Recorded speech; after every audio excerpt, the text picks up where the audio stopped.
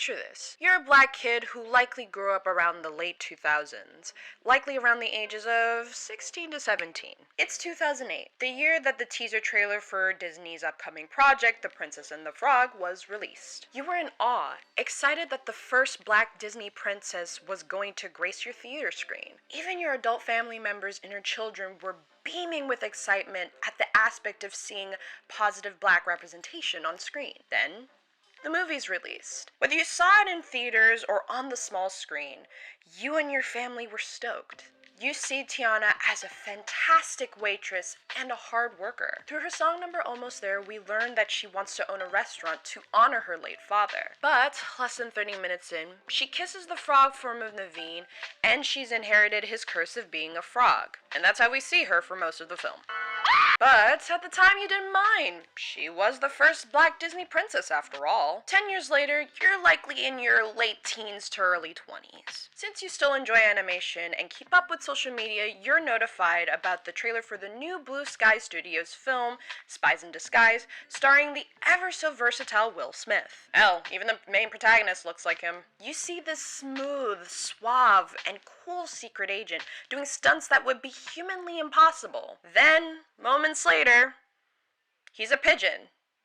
Thanks to Tom Holland. You roll your eyes, a reaction due to being free of your nostalgia rose-tinted glasses. Like The Princess and the Frog, this black character turns into an animal. You question why this happens, but you still hold out hope that this doesn't become a trend. A year later, we have word that the Pixar movie Soul is slated to have its first black lead in the form of protagonist Joe Gardner, voiced by Jamie Foxx. The trailer's released on social media, and you're excited to see how Pixar is going to handle this character. Then, the moment he drops into that sinkhole and becomes a cartoony-looking character devoid of black features, this was your reaction. You were frustrated, annoyed, and tired of seeing another black character fall victim to losing their blackness.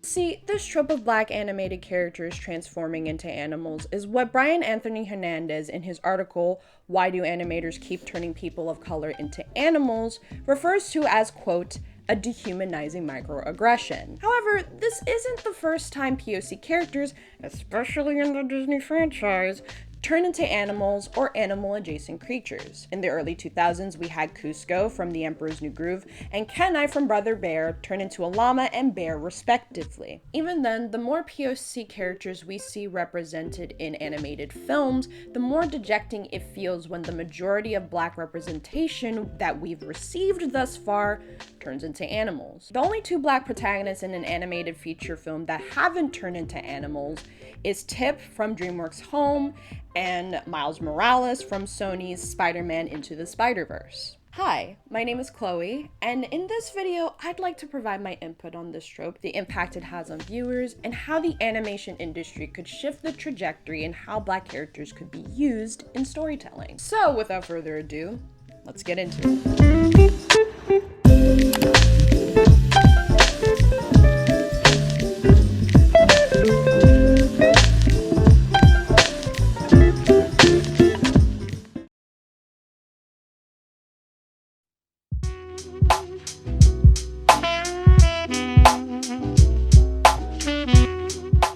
Understand the issues of this trope, it's best to look at exactly how long these characters are human and non-human. So, I watched The Princess and the Frog, Spies in Disguise, and Soul. After that, I channeled my inner Terry, and with a calculator, time converter, and repetitive scrubbing and pausing, I crunched the numbers that measured this approximate duration. Let's start with Tiana.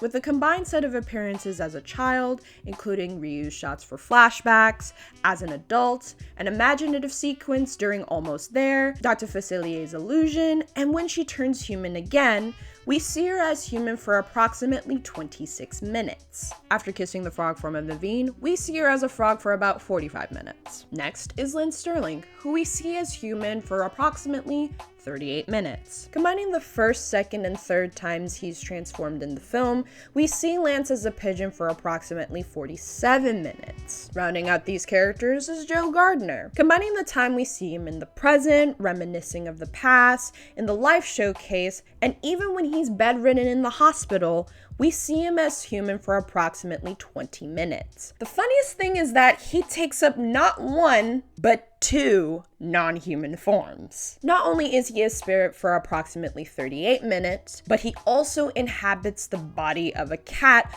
for approximately 33 minutes, culminating in a grand total of 71 minutes as non-human. While watching these films and crunching these numbers, I realized that they share a few other things in common aside from the obvious microaggression in the room. Bizarrely enough, both Soul and Spies in Disguise have non-black coded characters take on the role of these protagonists. 22, voiced by Tina Fey, a white woman, spends approximately 33 minutes inhabiting Joe's body, while Killian's shown disguising himself as Lance to frame him for an approximate total of 2 minutes. This is also found in The Princess and the Frog, with Lawrence, Naveen's butler, disguising himself as Naveen at some point in the film. However, because Naveen's not the video's focus, and he's not black, I didn't really crunch the numbers with him.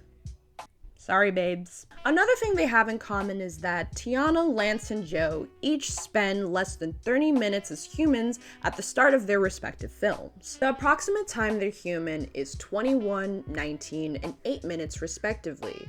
Tiana is shown as human the most in the first act, while Joe is shown the least. But despite the duration of the first act in his film, Lance is shown as human the longest. However, there is a downside to this. Although they spend a shorter time as human overall, Tiana and Joe's backstories are visually explored and are quintessential to their character growth. Unfortunately, we don't know much about Lance outside of the fact that he's a suave and cocky spy, caused Killian's villain origin story, has lost good people, and is afraid of losing them again. We don't know what exactly drives him to do the things he does, like we see with Walter. Because of this, it feels like we have to compromise when we can when it comes to this trope's runtime.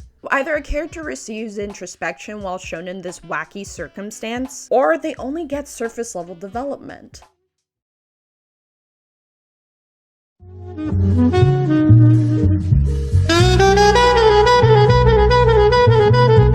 Now that you know the specifics, the question still remains. Why did these animation studios use this trope?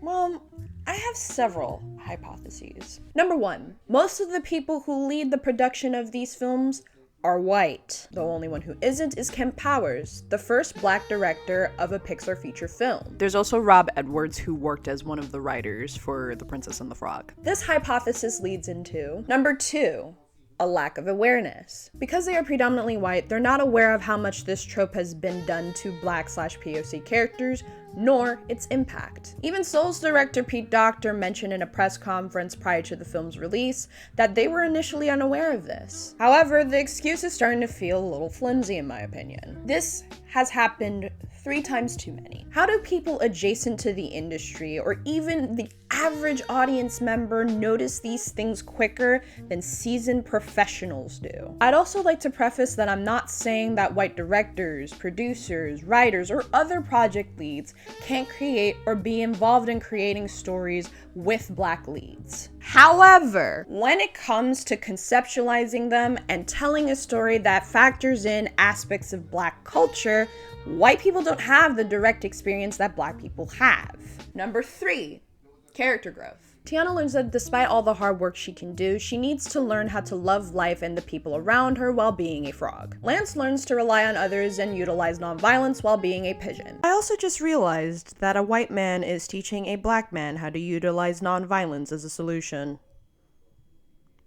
And Joe learns that life's purpose isn't about an achievable dream, but about living through being a spirit blob and a therapy cat. While I can agree that a highly life-altering experience can allow a character to grow in personality, morals, and their relationship with others, it is possible that this can be instilled in a Black character without them losing their Blackness. Take Miles Morales from Spider-Man Into the Spider-Verse, for example. Yes, he does go through somewhat of a transformation from Miles to the new Spider-Man, but donning the costume and the mantle felt more like a symbolic transformation than a literal one. And while realizing his place in the world as both himself and as Spider-Man from the start to the end of the film, his Blackness isn't erased and is more so added to his character.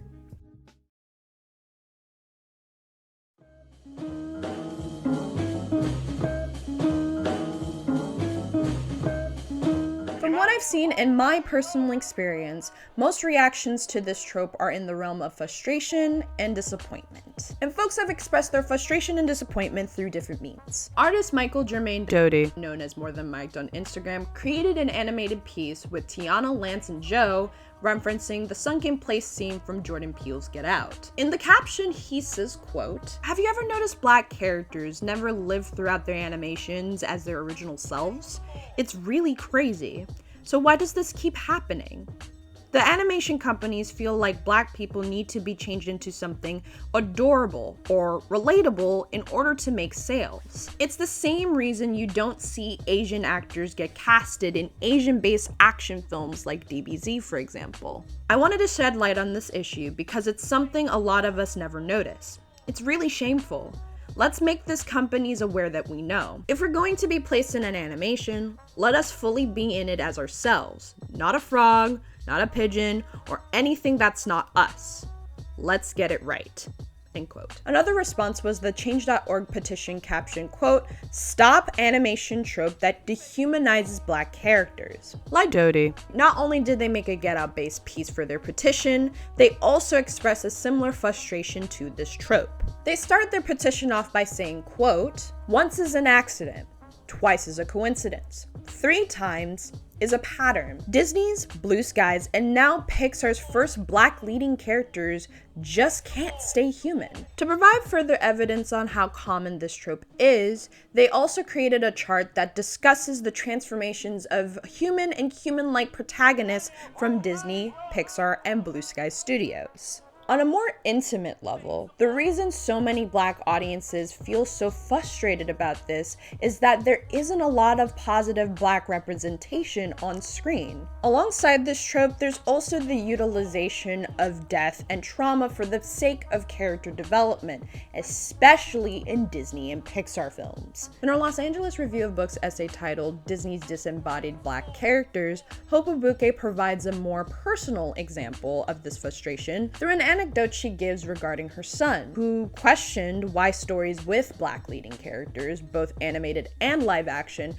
have to involve them dying. She points out this common trait by saying, quote, "You see, all animated Disney films featuring Black protagonists have either a dead parent or the death of the protagonist as a plot point. However, there are many animated Disney films with non-Black characters where parents and protagonists escape this deathly trope simply because of their sheer numbers of Disney films made with non-Black protagonists. This lack of representation creates a single story of Blackness, predicated on death and sadness." End quote. To be transparent with y'all, this article made me think about characters that I've created for my own story, which involves 2 Black sisters whose mother's passing plays a significant role in the overarching plot. I don't know if I'm gonna finish it though, but we'll see. And admittedly, even I began to question my own work, and if I'm falling into the singular Black story that we commonly see in these TV shows. Nevertheless, it's frustrating that Disney, Pixar, and Blue Sky, 3 well-known animation studios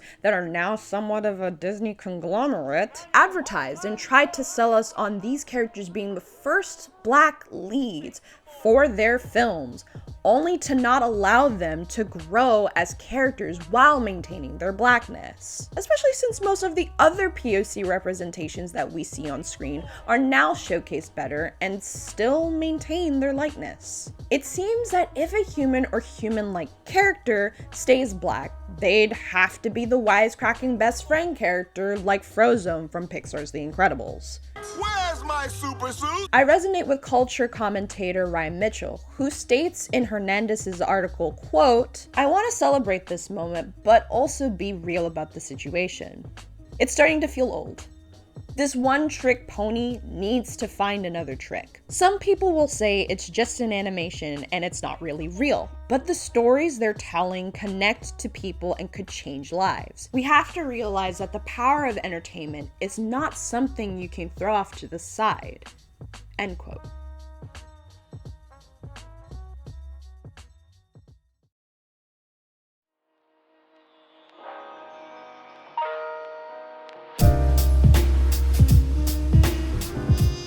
First and foremost, hire more Black industry people, Black directors, writers, producers, storyboard artists and revisionists, character designers, etc. While having consultants can add to a film, in my opinion, it's better to have direct experience from the story project leads, writers, and directors. And again, I'm not saying that white and non-Black POC creatives should be gatekept from a project that largely involves Black characters, but there should be more emphasis on Black leadership in these projects. Secondly, create stories that celebrate Black joy. Stories that highlight this Black joy could utilize shared experiences throughout the Black diaspora, which includes African, African American, Caribbean, Afro-Latine. I feel that we deserve to have that escapism and relatability that white people constantly get. We've seen this displayed in animated TV shows such as Craig of the Creek, and even animated shorts such as Academy Award-winning short film Hair Love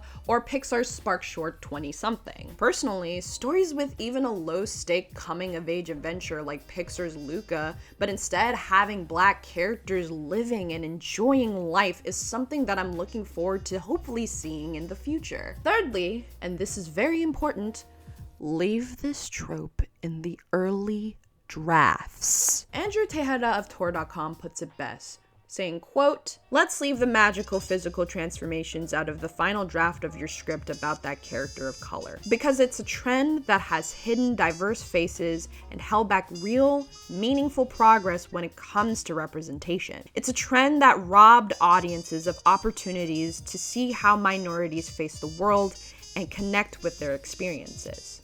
End quote.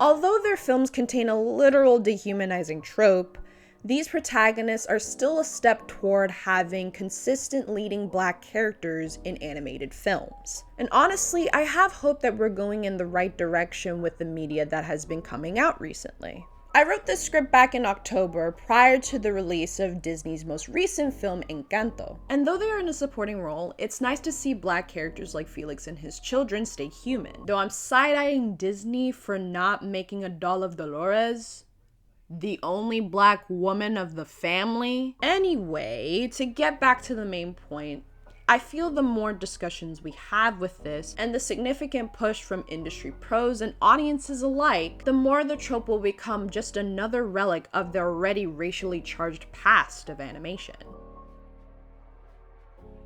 Alright, happy Black History Month, everyone. I've had this video kind of in the back of my mind for a while now. I've had the script done again, as I said, since October. And I thought, what better way to celebrate or to talk about some aspect of Black history within media is to talk about this topic that's been kind of like weighed heavy on the minds of many. I hope I did it justice. There have been a few times where I've last minute adjusted certain things within the script and even when I was recording. And I just kind of like wanted to make something that kind of contributed to this already kind of like long held conversation that I haven't really noticed has been had on the YouTube video commentary sphere, so I wanted to take a little go at it. But I hope you enjoyed. I hope you learned something. If there are certain things that you would want me to discuss, and if you would want me to go and expand further on it, I could like make a part 2. If you want to know more about like certain racial aspects of animation, you can also kind of like place that in the comments. But now that I'm done talking, I want to hear your thoughts and feelings on this to continue the discussion in the comments. Oh, and I haven't mentioned this before in the 2 videos that I have posted, but subscribe. Subscribe to see more content from me.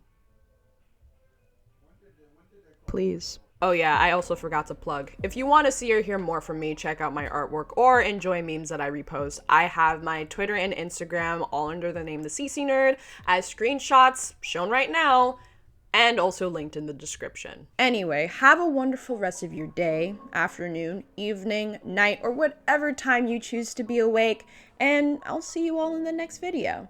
Hey, so while you guys are looking at the end card here, I wanted to leave off with a little funny tidbit.